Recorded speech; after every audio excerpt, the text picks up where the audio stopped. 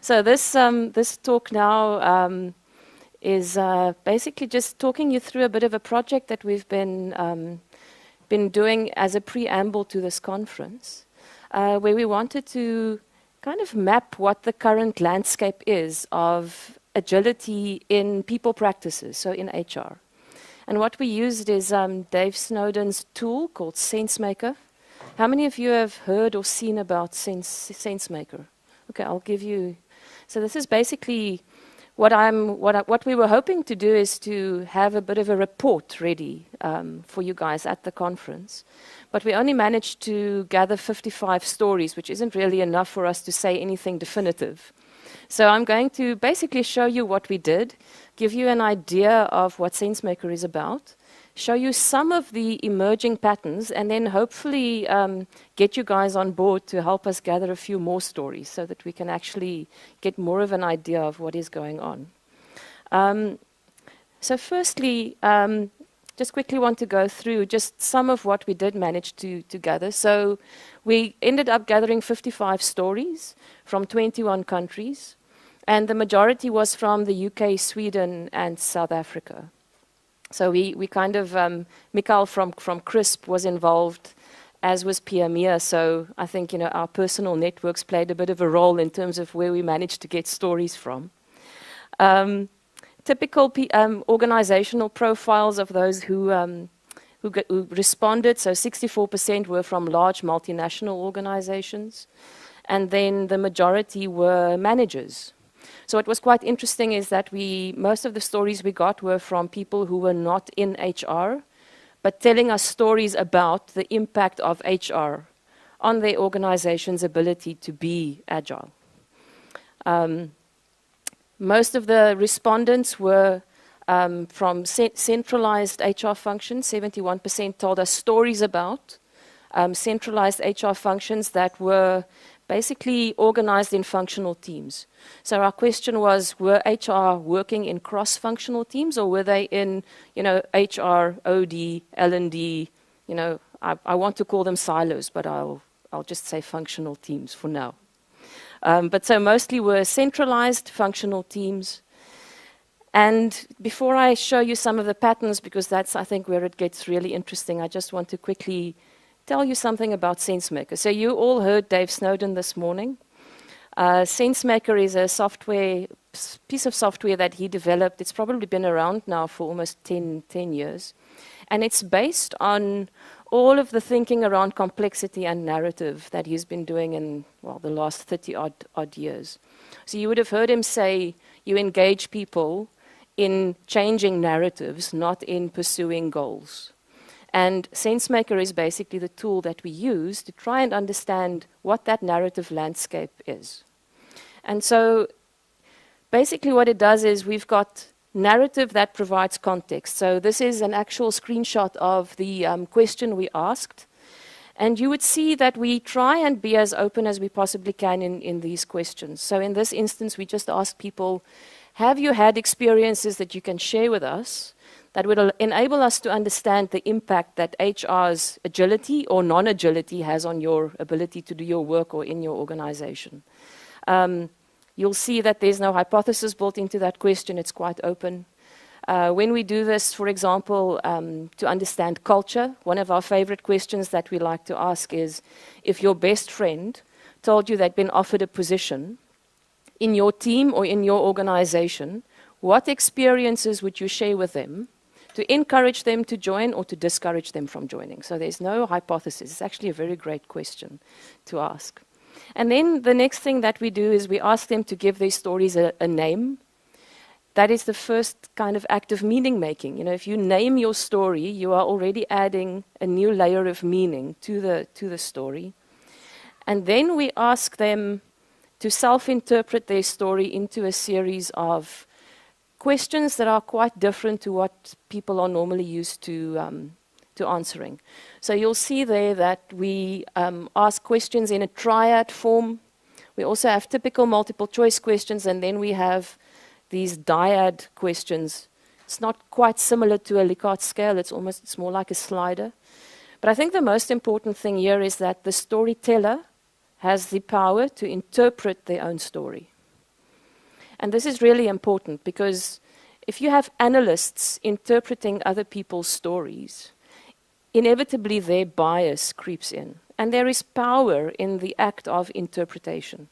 So one of the things that makes SenseMaker different is that the storyteller gets to tell us what the story means. So you will see kind of what the data looks like once it gets distributed across these. But what you'll see, for example, in that triad question there, in my story, HR focused on maintaining stability and following process, satisfying business needs, or transformation. All three of those are positive. There's not a right or a wrong answer. There's not a positive or a negative. So what we try to do is either give people 3 negatives or 3 positives, because what we've seen is if you show people what the right answer is, they gift it to you. So you try and make these ambiguous. You would have heard Dave talk about this idea of abstraction this morning as well. So we try to increase the levels of abstraction, and then we find interesting results that you don't necessarily find in a typical survey. And then the multiple choice questions up there, in the end, we apply them, we use them to filter the results. So that allows us to say, show me all of the stories that were told by, for example, people in HR that was highly positive or highly negative, and that happens all the time. So remember those outliers that Dave spoke about, it also enables us to find those ones. So what are some of the stories that happens rarely? And which are the stories that happens all the time? And that in the end gives us a clue of where we can actually start intervening in the system. So this is just a very brief introduction to what SenseMaker is. So into some of the results, I think in short, it wasn't pretty, or it isn't pretty, let's put it that way. So basically 80% of the responses were negative or highly negative. So those 2 slices that you see, the big slices, that's where the majority of the stories sit. What was really interesting, so this is the impact of HR. So what we've done here, this is one of our questions was around, in your story, did what HR was doing, did it impact our ability to remain relevant in the market, staff engagement or morale, or our ability to satisfy client needs? That was one of the questions we asked. I've color-coded it now according to positive or negative. And as you can see, there's quite a strong pattern towards high impact on staff engagement and morale. If we go into the actual stories, some of the words that get used quite a lot are things like silo, unethical, slow, rigid. So it's some of these stories are actually pretty confronting. And what was quite interesting is that the HR people or people from the HR community who also contributed stories, even their own stories weren't very positive. But then we only have 55 stories in the data set. So we can't go out and say, oh, this is a really grim picture. That's why we really want to gather some more stories so that we can make sure that what we've got there is representative. Here is 1 or 2 of the stories. So I'll show you the live data now so that you can see how it works. But basically what we can do is we can click on any of these dots or highlight any of these patterns and see the story that sits behind it. So there's one. You can see that is not a story about a very ethical HR person. There's another one. I'll leave it up there. I'm not going to read it for you. But I think what is really interesting with how SenseMaker works is very often if you just do a normal survey, you end up with quantitative patterns, but you don't really understand why that pattern is there. So we could have ended up in this data set with something that says, 80% of people feel very negative about HR. If we didn't have the stories of actual experience to give us context, we still would not know how or where to intervene. I always like to say to people, this is similar to, I don't know how many of you are married or have got significant others. You get home and they give you this blanket opinion. You don't care about my career, you don't support me. It's interesting to have the opinion. I can't really do much with that. If I get home, though, and my husband says to me, if I get home and you're just on your phone all the time and you don't even ask me about how my day went, I feel that you're not supporting me. Can I act on that? I think that is what we're trying to get to with this data set, is to see where can we actually start nudging the system when it comes to creating more agility in HR or in people practices. So just one or two more. In this one of the questions was, how would you describe HR? And we had those as the options: a key enabler, a significant obstacle, a minor irritation, a partner on the journey, irrelevant or other. And most of the people chose significant obstacle, and you can again see so the positives and the negatives are both towards morale. So it definitely looks as if the biggest impact from a people perspective still lies in that area of how people feel about working in the organizations. HR focus is another one that was quite interesting. So now on this side we've got the positive stories, on that side the negatives. So when HR focuses on maintaining stability and following process, it leads to very negative stories. There were quite a few about, it was quite interesting, if you look at the top or the theme of this conference, which is about basically people, individuals and interactions over processes and tools. I think what the data is showing us is that HR is not quite there yet. Still a very strong focus on process. These are some of the dyads that we asked. So here we had it's almost like polarity. So we asked, did HR in your story, did they value formal structures and hierarchies or collaborative networks? So you'll start recognizing some of these from the responsive.org list of values. Control and empowerment, and again you can see, so orange and blue, very negative, and it's towards formal structures and hierarchies and control. It's also where most of the stories were signified towards. Another one, planning and predictability, experimenting and learning, and then adding value versus following rules and policies. And again, the rules and the policies are coming out quite strongly. We don't have enough to create the fancy landscapes that Dave showed you guys this morning, but this is one that's quite interesting. So what we did was put HR focusing on transformation over just policies and tools, and on that side on individuals. And you can see that the positive stories are towards this corner where there's a focus on transformation and on people, whereas the negative stories are mostly sitting towards focusing on process and focusing on the status quo. Then what we also asked people for are metaphors. I love metaphors. I think sometimes we underestimate. It feels like a very innocent question if we ask people for an analogy or a metaphor, but often it can be very insightful. And I think even with just the small amount of data we've got, some of those metaphors are very compelling. And if for all of you, if you do go into the tool, and I'm really going to encourage you to do that, you will get a copy of the full report where all of this data will be in. But so we asked people, Agile is like, and HR is like, to just generate some analogies. So this is from non-HR respondents. So this would be managers, business people, Agile coaches, anyone who answered our questionnaire who is not in HR. And you'll see, so Agile is like water flowing, HR is like a rock or a wall.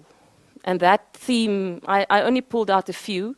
That theme was very, it was pervasive, this idea of rigidity in HR. Agile is like a spider's web. People get very creative when they come up with these. I love this one. So Agile is a spider's web. HR is like an old Ford Fiesta engine. Not great, follows a process and fails regularly. Yeah, I guess. Though that would have been a Volkswagen engine, I think. It's like, okay. Agile is like a curvy mountain road. HR is like a straight road full of potholes.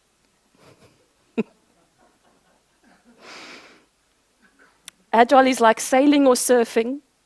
HR is like government. You can start seeing the pattern coming out. Agile is a magical silver bullet, also not too positive. And HR is like the police.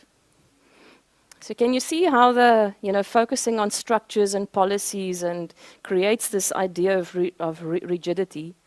And then this is also interesting. There were two ones that I would imagine is quite positive, and they were quite similar. So this one is from non-Agile or non-HR. So Agile is like a racing car, and HR is like a member of the pit crew. So there's this idea of it being, a support function that is truly supportive. This is the other one that I'll show you just now is very similar. I love this one. Agile is a baby quickly learning and growing by trying things out. HR is an old person slowly going into dementia and forgetting purpose and passion. I don't know how people come up with these things, but they're very entertaining. So this is how HR sees it. So from the few people from HR. So Agile, again, you've got the water. So it's fluid, powerfully, deceptively soft and simple. And then a stone structure. So it's quite similar to how non-HR people see it. And this is the one that's actually quite similar. So Agile is the new toy in the shop. And then it's this idea of when you've got this team of people on a bicycle race, the support car. Can you see how it's quite similar to the racing car and the pit crew? So again, it's people who are kind of along for the journey, but they're really supporting the purpose, and it's fluid. If you look at people in a pit crew, it's quite a fluid. They're not too stuck on processes. And then Agile is like a cheetah and HR is like an elephant. There's another one. This one came from HR. So I think there's some pretty strong themes emerging, but I don't want to say that this is how things are, because with only 55 stories, I don't think that we can in any way claim that this is representative. Some potential nudge points coming out of here. I do think that there is something in this idea of partnering and working with those metaphors of what does it look like to be a pit crew or to be the support vehicle for a bicycle race. How does that work? What do we need to change if we want to have more of those stories and fewer of these stories of being like a rock or being like a wall? When HR values collaboration and networks over hierarchies, people over process, learning over rules, then we get the positive stories. So I do think that there are quite distinct things that we can focus on. And in one of our triads, we asked people, is there a need for different thinking, for different ways of working, or for different policies and processes? And the very dominant pattern there was for different thinking. So I think there's a need for a shift in paradigm. So where we'd like to get to, you already saw this morning. This is the same landscape that Dave showed. And as he said as well, we want to be able to apply this theory of change. So what do we need to do to get fewer of these kinds of stories and start moving to these adjacent possibles? And for that, we really need to get more stories. So this one he didn't show, but all of these are different factories. So imagine if we could have this for different countries, for different industries. We could potentially even deploy this SenseMaker framework into organizations, and you can have your own landscape that looks like this. But it will allow us to act in ways that are contextual, to start shifting stories or creating change based on stories from the actual organizations. So I really want to... I hope it's interesting for you to see these beginnings of the potential results that we can get. And we would really love, I see Mikael is in the room as well. So we collaborated on this with CRISP. If you guys would commit to go into the survey and share your own stories, you can, if you want, you can share more than one. You can share positive or negative. But then when you go back to your organizations, if each of you can maybe just conscript 3 of your colleagues to do the same, so that we can just start getting the word out and actually get enough stories so that we can have some meaningful results, that would be really great.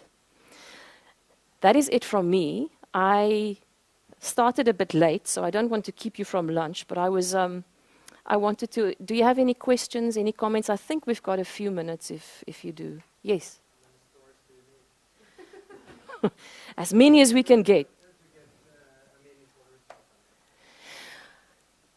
I think if we can get up to, let's say, 700 or maybe 1,000 stories, and then it also depends just on if we want to be able to say, for example, what the difference is between Sweden and South Africa, for argument's sake, we would need more or less equal numbers.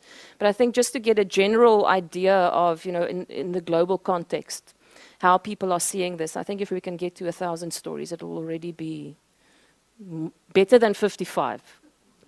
Yes.